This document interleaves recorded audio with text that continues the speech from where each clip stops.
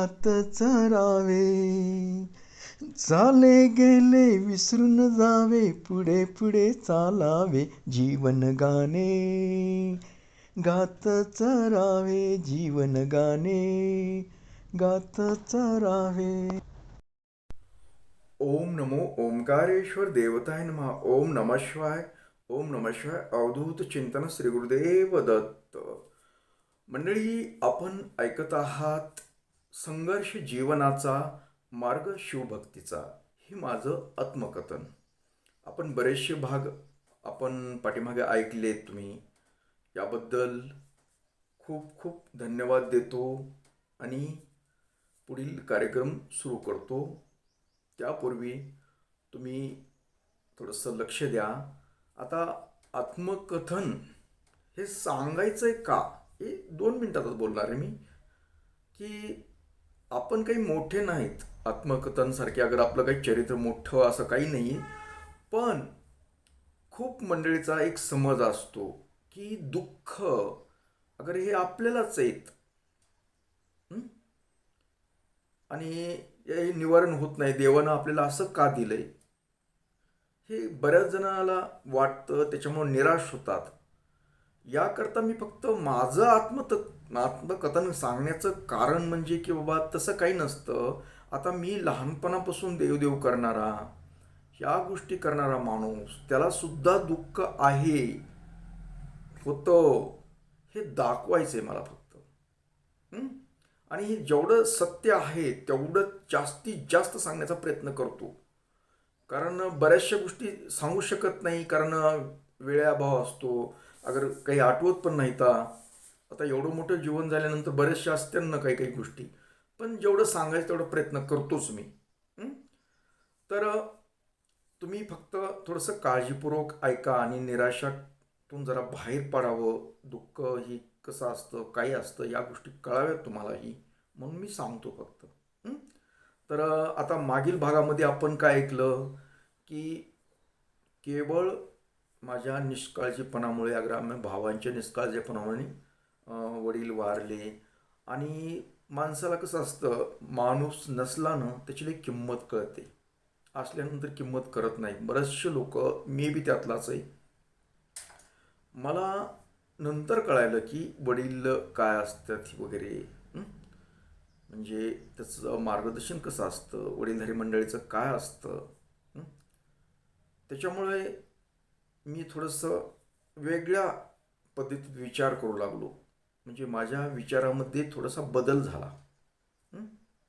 की काय उपयोग आहे वाटायचं की मुलं लहानाची मोठी करायची, त्यांना शिकवायचं, एवढं आपल्या स्वतःच्या पोटाला चिमटा घेऊन मुलांचं बघायचं, आणि शेवटी मुलं काय करतात. त्यात मी पण आलो ना, मी पण मुलगा आहे ना. आईवडिलाचा एका आईवडिलाचा मुलगा आहे मी पण. मग ही माझ्याहूनच मी काढलं की एवढा आपण शाणेसुर्त बोलणारे माणसं, सांगणारे माणसं, आपण जर आईवडिलाची सेवा पाहिजे तशी करू शकत नाहीत तर त्यांनी मुलांना शिकवायचं का. आता माझ्या भावाला खूप त्यांनी समजा शिकवलं, त्यांच्या त्यांच्या पद्धतीनं परिस्थिती अनुसार हे केलं, तरी ती शेवटी भाऊ त्यांना किती कामाचा पडला, त्यांच्या आजारपणामध्ये किती त्यांची सेवा होऊ शकली. मग हे काय आहे? म्हणजे थोडंसं माझ्या मनामध्ये जरा वेगळे विचार यायला लागले की माणसाचं जीवन कुणासाठी काय करायचं, आणि आपण करणारे माणसं किती आपलं करतात. उगाच सहज म्हणतात आपण की मुलं म्हणजे म्हातारपणाचा आधार, म्हातारपणाची काठी, ह्या कल्पना आहेत नुसत्या, असं मला वाटतं. कारण वास्तविक जीवनामध्ये बरेचसे मुलं, त्यात आम्ही सुद्धा आलो, की आईवडिलाची सेवा हवं तशी करू शकलो नाहीत, जे असायला पाहिजे ते. आणि आजकाल तर मुलं बरेचसे, आता काही आहेत चांगले बरं का, तसं नाव ठेवता येणार नाहीत आपल्याला, बरेचसे चांगले पण माणसं आहेत, पण प्रमाण कमी आहे त्याचं. वाईटाचं प्रमाण जास्त आहे, म्हणजे न सांभाळण्याचं. आता आजकाल मुलं आईवडिलाची काळजी घेत नाहीत, बरेचसे घेत नाहीत, आणि काही घेतात बी, पण जास्त प्रमाण घेत नाहीत.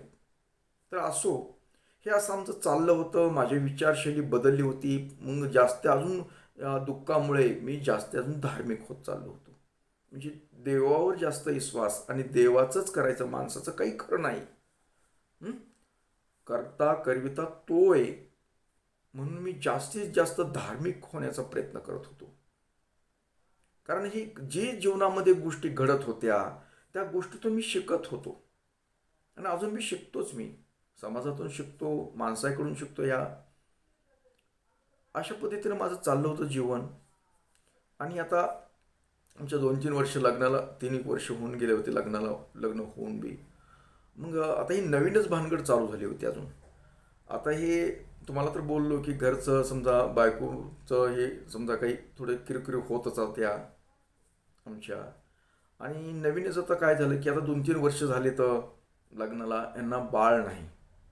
म्हणजे समाज कसं करतं, लग्न झालं की त्यांना लगेच बाळ हवं असतं. हं? की एक समाजाची पद्धत आहे.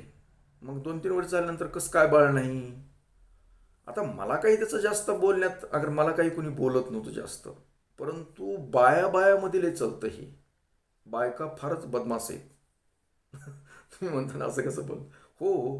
आता ह्याचा अनुभव कोणाला येत होता, हे माझ्या बायकोला येत होता.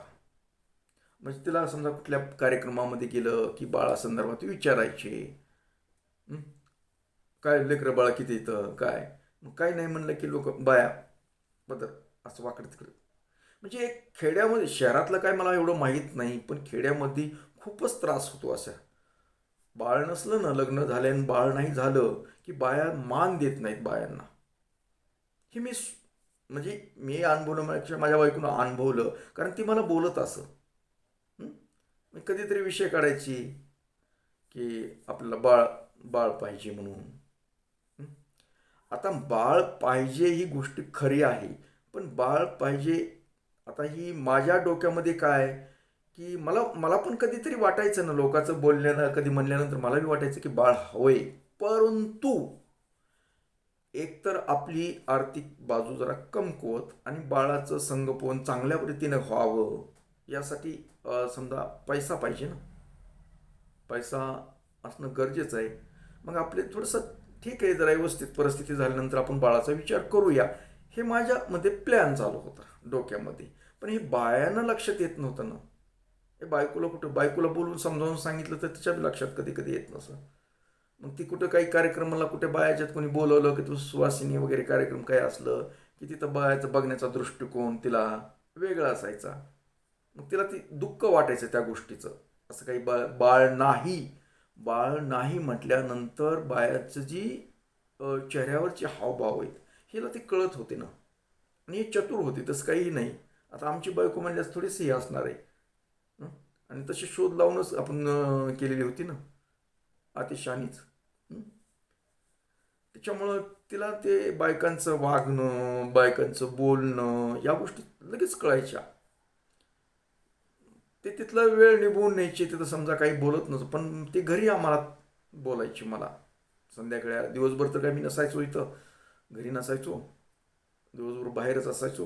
मग आलो संध्याकाळी, कधी विषय काय निघाला की ते सहज ह्या बाईकडे गेले, आज कार्यक्रम होता तिथे गेले होते, ती बाई अशीच म्हणली, ती बाई असंच म्हणली, बाईने मला जरा वेगळं समजिलं. मग काय करतात बायांना लय खोडी बेकार आहेत. ज्यांना अनुभव आहे ना, समजा बाळ नाही, लग्न होऊन गेले तर बाळ नाही, त्या बायांनी जर अनुभवलंच असणार आहे. कारण बाया बारीक कळी करतात, दुसऱ्यावर घालून बोलणार. हं? काही बोलतात, ते बोलण्याला हेच नाही. आता ज्यांना बाळ नाही त्यांनी अनुभवलेलं असेल बघा, त्यांना कळत असेल. अशा मग ती हिला अगोदर तर ते जे आम्ही जरा वेगळंच केलं असं त्या लोकात गाजल्यानं पुन्हा बाळ नाही म्हणल्यानंतर हिला बघण्याचा काही बाया मुद्दामहून त्रास द्यायला चालू केलं. म्हणजे असं खालीवरी बोलणं ह्या गोष्टी. हं? मग आई बी कधी मध्ये टोले मारायला चालू केलं आईनं पण. म्हणजे असं, हिला बाळ झालं, तिला झालं, हिचं झालं, तिच्या मागून लग्न झालं, तुझ्या मागून लग्न झालं, तरी बघ तिला हे झालं. हं? तिला लेकरू झालं. मग हे असं चालू होतं. मग हिला कधी कधी ते त्या गोष्टीचा ताण यायला लागला.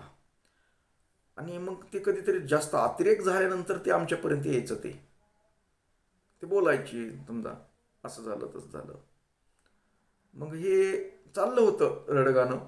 बाळ नसल्याचे समजा बायांचा त्रास, समाजामध्ये बऱ्याच वेळेस बाळ नसलं की खूप त्रास देतात लोक. हे चालू होतं.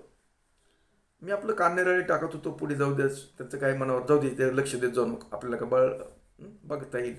मग असं एक चालले होते विचार. एके दिवशी झालं काय, मी दुकानात केजमध्ये बसलो होतो. एक अं, अनाथ आश्रमाचे काही एक दोघं लोक आले आणि मग त्यांनी ते फोटोचा अल्बम दाखवला. हे काही आमचं अनाथालय आहे, तिथं ज्यांनी बाळं हे केलेले आहेत, समजा कोणी सोडून दिले, त्यांचे आईबाप वारलेत, अशा आम्ही ती सांभाळतो वगैरे वगैरे वगैरे. त्यांनी लेक्चर झालं मला आणि म्हणले याच्यासाठी काही तुम्ही देणगी देऊ शकतात का. मग मी समजा ते फोटो वगैरे पाहून मी दिले त्यांना काही पैसे. जाऊ द्या म्हणलं, एक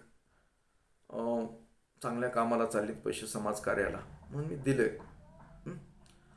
ते दिले, पण माझ्या डोक्यामध्ये एक विचार आला, का बरं आपण हे असे पैसे तर देतो, देण्यापेक्षा आपण एखादं बाळच त्याच्यातलं सांभाळलं तर. मग त्यांना ते बोललो होतो की तुमच्याकडे छोटे बाळं बी असतील ना, असे कसे कितीपर्यंत आहे. नाही म्हणले, महिना 6 महिन्याचं बी असतं, कसं बी लहानपण आता, आणि बाळं एकदम असतात, ते पण आम्ही त्यांच्याकडे सांभाळतो, असं वगैरे तसं गोष्टी झाल्या. मग म्हणलं तुमचा पत्ता कुठला आहे. मग पत्ता वगैरे त्यांच्याकडून घेतला आणि माझ्या डोक्यात एक आलं की आपण त्या संस्थेतलं एखादं बाळच घेऊया दत्तक म्हणून.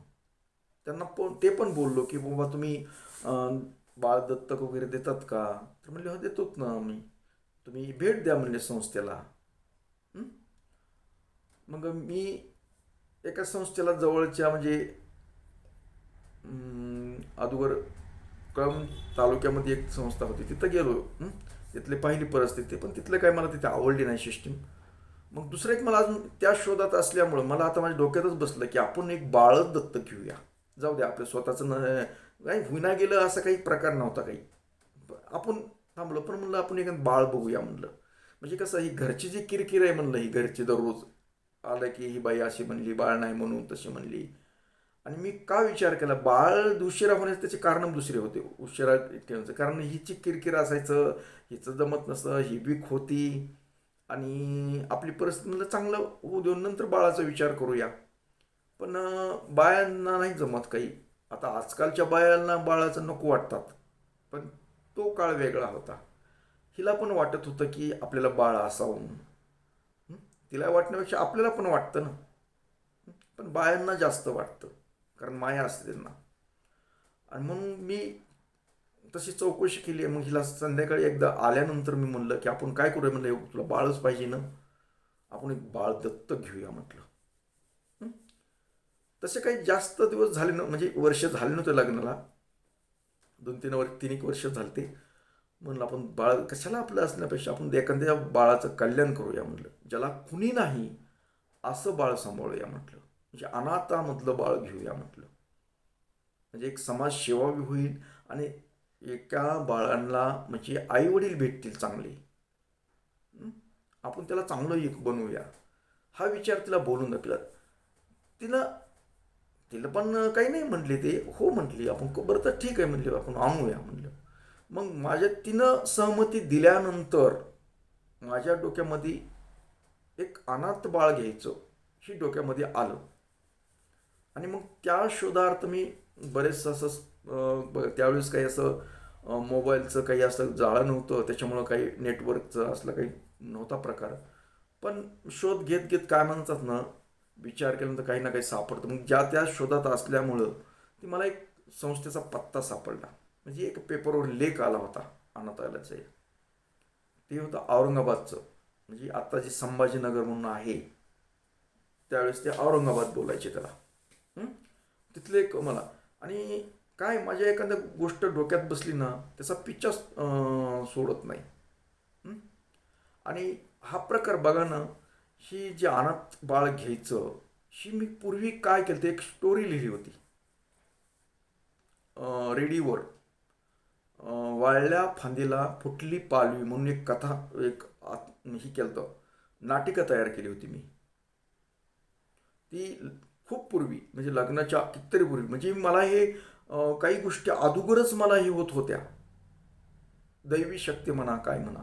मी ही कथा एक लिहिली होती, वाळल्या फांदीला फुटली पालवी म्हणून एक कथा लिहिली होती. आणि ती कथा लिहून त्याचं नाट्यीकरण केलं होतं रेडिओवर, म्हणजे आकाशवाणीला. त्याचं लेखन वगैरे मीच करून, डायरेक्शन वगैरे सगळं मीच केलं होतं. त्यातलं पात्र वगैरे मी एक केलं होतं, इतर कलाकार घेतले होते. तर ती कथा एवढी चांगली चालली की मग ते मला आठवलं की अरे म्हणलं, आपण त्यावेळेस आपल्याला कल्पना होती की आपण बाळ म्हणजे दत्तक कसं घ्यायचं ते. मग आपण त्याचा आपण आपल्या जीवनामध्ये वापर करूया. म्हणलं आपण प्रत्यक्ष, आपण जे कथेमध्ये लिहिलंय ते आपण प्रत्यक्ष जीवनामध्येच करूया. म्हणून मी तो पत्ता शोधला त्या संस्थेचा.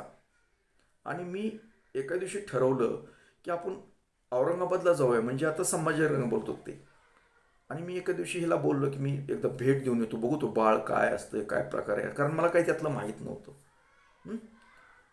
तर ते औरंगाबादला गेलो आणि तिथं ते अनाथालयामध्ये जाऊन पाहिलं. तिथं बारीक बारीक छोटी छोटी बाळं होते.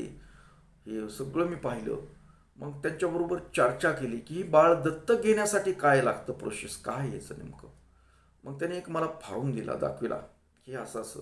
मग त्याच्यामधले काही गोष्टी मी पाहिल्या. हं? की त्याला तिथे तर देणगी द्यावं लागते त्या संस्थेला, तुमच्या सोयीच्छित म्हणून. मग त्यांनी मला खूप चौकशा केल्या. तुमची कमाई का आहे, तुम्हाला बाळ होत नाही म्हणून घ्यायचं आहे का, काही बरेचशा गोष्टी विचारल्या मला. मी म्हणलं तसं काहीच नाही, आम्हाला बाळ होत नाही, आमचं लग्न. मग लग्न किती वर्ष झालं, म्हणलं 3 वर्ष झालं आहे. म्हणलं एवढ्या लवकर कसं काय तुम्हाला बाळ घ्यायची इच्छा नाही. म्हणलं एक मला एक सामाजिक कार्य म्हणून, एक समाजाचं काहीतरी चांगलं व्हावं, एखाद्याला बाळाला आईवडील नाही ते आपण आईवडील व्हावं, यासाठी मी बाळ दत्तक घेतो म्हटलं. बाकी काही नाही, म्हणजे होत नाही असं काही प्रकार नाही. नाही नाही म्हणलं, मग त्याला कागदपत्र काय काय लागते, म्हणजे डॉक्टरचे रिपोर्ट लागते, म्हणजे डॉक्टर तुम्हाला नॉर्मल आहेत का, तुम्ही काय, तुम्हाला आजार आहे का, कुठला काय का, दोघांचं सगळं लागतं. तुम्ही तंदुरुस्त आहेत का, बाळ सांभाळू शकतात का, अशा बऱ्याचशा किचकट गोष्टी सांगितल्या त्यांनी. तरी मी हो म्हटलं, कारण घ्यायचं म्हटलं, आपल्याला घ्यायचं आहे ना तर घ्यायचं. तर म्हणलं, तर त्याने बाळाचे फोटो, प्रत्यक्ष हे दाखवले, असं तसं. आणि कागदपत्र जे लिहून दिले होते की तुमच्या दोघांचे डॉक्टरी रिपोर्ट पाहिजेत, कोणते, तुम्हाला बाळ होत नाही का होतंय, तुम्हाला बाळ तुमच्यात आहे का, बाळ होण्याची क्षमता वगैरे, अशा गोष्टी त्याच्यामध्ये होत्या उल्लेख. हं? म्हणून का घेत बरेचसे, म्हणजे फार किचकट, तुमची इस्टेट लिहून देणं, म्हणजे ते बाळाला पुन्हा तुम्ही तुम्हाला बाळ झाल्यानंतर सोडून देताल का, म्हणजे बाळाचं पुन्हा तुम्ही, तुमचं स्वतःचं बाळ असल्यानंतर त्याच्याकडे निष्काळजीपणा करू नये वगैरे, बऱ्याचशा असं, म्हणजे मोठं होतं त्याचं ते माहिती. तर मी तेव्हाच काय, आपल्या डोक्यात काही नाही, आपल्याला आपल्या मनानं स्वइच्छेनं, अगर हिला विचार, दोघांच्या विचारानं करायला होतो. त्याच्यामुळं काही असं अगर माझीच इच्छा आहे म्हणून असं नव्हतं, तर आम्ही दोघांच्या इच्छा. मग तिला ह्या गोष्टी मी तिथलं सगळं घेऊन आलो, कागदपत्राचं सगळे काय होतं ते. मग हिच्याबरोबर चर्चा केली मी की बा हे म्हणलं असं असं म्हणते ते. मग आता त्यांनी कागदपत्र त्यांचे गोळा करायचे आहेत आपल्याला. म्हणजे पूर्ण आपल्याला किती जमीन आहे, इस्टेट काय नावाची आपली, तुमचे विमे आहेत का, बरंचसं होतं त्याच्यामध्ये माहिती. मग आम्ही कागदपत्र तयारीला लागलो मी. आणि आता डॉक्टरी रिपोर्ट कुठले पाहिजे, ते तुम्हाला बाळ होतंय का नाही म्हणून तो रिपोर्ट पण काढले आम्ही. आता त्या रिपोर्टमध्ये काय होतं, रिपोर्टमध्ये कुणालाच फॉल्ट नव्हता ना, माझ्यात फॉल्ट नव्हता, अगर त्यात काय बाळ होऊ शकते, काही प्रॉब्लेम नव्हता आम्हाला. नील रिपोर्ट होते ते. पण ते रिपोर्ट दाखवायचे होते त्यांना, म्हणजे संस्थेला ते रिपोर्ट पाहिजे होते. मग ते रिपोर्ट तयार केले, फाईल चांगल्या प्रकारे तयार केली, दोघांचे फोटो केले ते, म्हणजे बरेचसे सर्व काही कागदपत्र गोळा केले. आणि ते कागदपत्र झाल्यानंतर फाईल एकदा भेट द्यायची म्हणून परत ती कागदपत्र घेऊन पुन्हा गेलो मी औरंगाबादला. गेलो, त्या संस्थेला दाखवलं सगळं, असं असं अजून काही कमी जास्त ते बॉन्डवर लिहून द्यायचं. आणि ज्या वेळेस मी तिथं दाखवले त्यावेळेस त्यांनी बऱ्याचशा मला गोष्टी त्यांची म्हणजे सहजासहजी देत नाहीत ती बाळ. मला काय वाटलं, आपण त्यांचे कागदपत्र दिल्यानंतर आपण हे होईल काम आणि काय पैसे समजा आपण देऊया संस्थेला काही दान.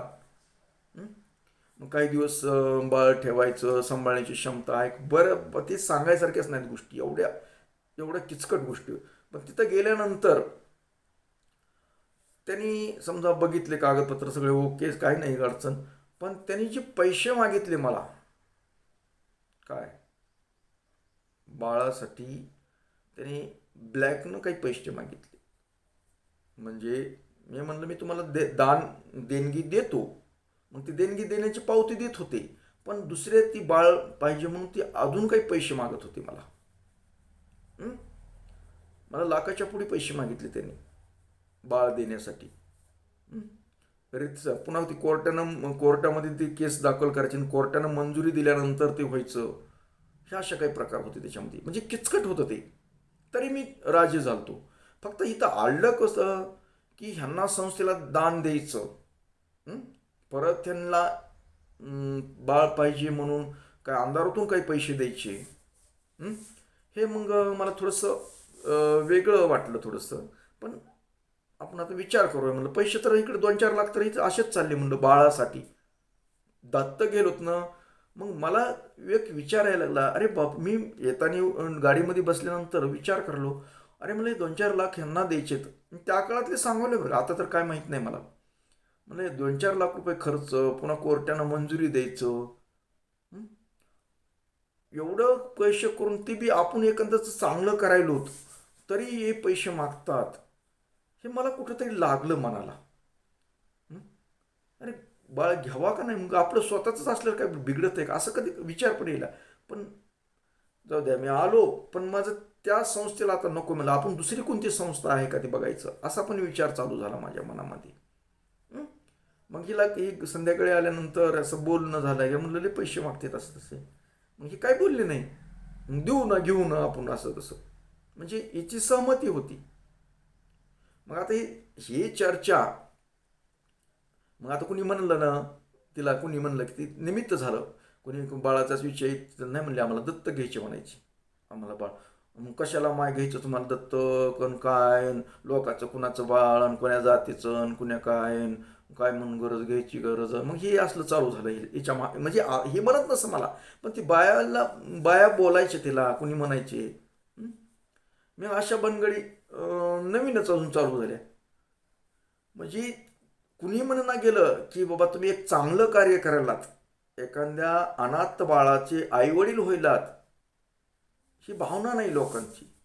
आणि काय करायचं उगाच लोकांचं कोणी जातीचं नाही काही. मग हिला कोणी काही म्हणलं की मला सांगायचे, असं म्हणते तसं म्हणते. अगर मला कोणी काही विचारलं बाळाच्या संदर्भात, तर मी पण म्हणायचं की आम्हाला दत्तक घ्यायचंय, बाळ दत्तक घ्यायचंय. म्हणजे आता आम्ही नवीनच चालू केलं की बाळाचा विषय नाही, आम्ही दत्तक घ्यायला चालू केलं, म्हणजे त्याचा प्रोसेस चालू आहे म्हणलं दत्तक घ्यायचं. हिला मी तेच चालू केलं. मग ही गोष्ट आमच्या पाहुण्या रावळ्यामध्ये गेली, बाळ दत्तक घेणार आहेत, बाळ दत्तक घेणार आहेत. आणि ही बाळाचा प्रश्न कुठे उद्भवला की ज्यावेळेस वडिलाच्या बरेचसे श्रद्धाला वगैरे लोक आले, त्यावेळेस लोकांनी म्हणजे पाहुण्या रावळ्यातून कळलं की यांना बाळ नाही, की मग ही आमचं कसं असतं प्रकरण लय गाजलं, खूप गाजलं. म्हणजे तेव्हा ही दत्तक घेणार आहे. आणि पहिलं जसं लग्नाच्या बाबतीत ही विचित्र पोरगा आहे, यानं मनाला केलं तसं हे करू शकतंय. ही बऱ्याच जणांना विश्वास होता की ही लय विचित्र कार्य करताय. मग नवीन कार्यक्रम चालू झाला. मग लोकांचं घेण्यापेक्षा आपलंच नातलगातला कोणीतरी बाळ घ्यायचं, असं तसं चालू झाले. आता नातलगातला विषय निघाल्यानंतर नातलगात कोण बाळ देणार आहे. आता आता जवळचे नातलग म्हणलं तर बहिणीला होती बाळ, म्हणजे बहिणीला मुलं होती, समजा 2 मुलं आणि 2 मुली. मग ती आता बहीण कशी देईन आम्हाला. तरी एक मुलगी आम्ही सांभाळायची विचार असं सहज लांबून, तर तिचं पण नाकारलं.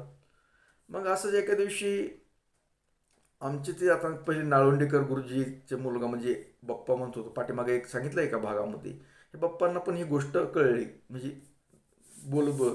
मग मी म्हटलं बाप्पा आम्हाला दत्त घ्यायचे बाळ. आम्हाला कशाला दत्तक दोखाचं घेण्यापेक्षा भावाचं आहे ना, भावाला किती 2-4 लेकरं आहेत ना म्हणली. हं? त्यातलं घ्यावं ना म्हणले. पण म्हणलं नाही देत नाही कोणी हो म्हटलं, नातलागत देत नाही. नाही नाही मी बोलतो, कारण त्यांचे ते क्लासमेट होते आमचे बंधू. मग असं योगायोगानं असं झालं की एकदा ते आम्ही फिरायला म्हणजे आमच्या घरचे म्हणजे बायकोला त्यांच्या घरचे लेकरं ते आम्ही सौताळा ते धबधबा आहेत तर आम्ही फिरायला म्हणून गेलो गाडी घेऊन. मग आम्ही सगळे गेलो तिथं, मग सगळी मौज मजा वगैरे असं तसं गेलं. मग येताना काय केलं बाप्पांनी म्हणले चला आपण येऊत म्हणले भावाकडून बीडला, बीडहून येऊत म्हणले. मग ती गाडी आम्ही त्यांच्या मग भावाकडे गेलो घरी. ते मग तिथं लेकरं बारीक बारीक, मग छोटी एक मुलगी होती त्यांच्याकडे भावाकडे एक, बाकीच्या मोठी मुलगी होती. मग ते सहज बाप्पाला लय विचार सरळ बोलणार ते मोकळ्या म्हणून, त्याच्यात त्यांच्या पोटात नसते काही. ते सहज म्हणले अरे जालू म्हणले तू एवढं एक दे म्हणले महाराजाला एक मुलगी ही सांभाळते नाही. तर काय झालं, जी मोठी मुलगी ते तर त्यांची ती म्हणले नाही नाही नाही नाही नाही जमत नाही. आणि हे सुद्धा आमचा भाऊ सुद्धा म्हणला का मी काय कमी पडतो काय म्हणजे सांभाळायला लेकरं ते त्याला देऊ. म्हणजे विचित्र त्याने बोललं. म्हणजे भावानं सुद्धा म्हणजे तसं की खरंच देतो जाऊ दे मग काय घरीच चालले घरीच सांभाळेन ह्याला, नाहीतर मग असं म्हणजे त्याची सुद्धा इच्छा नाही की ह्याला मुलगी, कारण त्यांचं स्टँडर्डपणा होता आणि आमची परिस्थिती त्याच्यामुळे वाटलं की काय जे असेल ते असेल. पण त्यांना पहिल्या 2 मुली असून 3री मुलगी झाली होती तरी त्यांना द्यायची इच्छा झाली नाही. म्हणजे मी तर म्हटलं नव्हतं पण ते बाप्पा म्हटले म्हणून मग हे कसं तरी वाटलं. बाप्पा मी म्हणले अरे म्हणजे वाईट अनुभव सांगायचं म्हणजे नातलगामधून ह्या गोष्टी नातलगातून सुद्धा कुणी आम्हाला मूल सांभाळायला द्यायला तयार नव्हते. म्हणजे वाईट अनुभव कुणी तर सांभाळते पुढचं काही होईल पण द्यायची सुद्धा इच्छा नव्हती.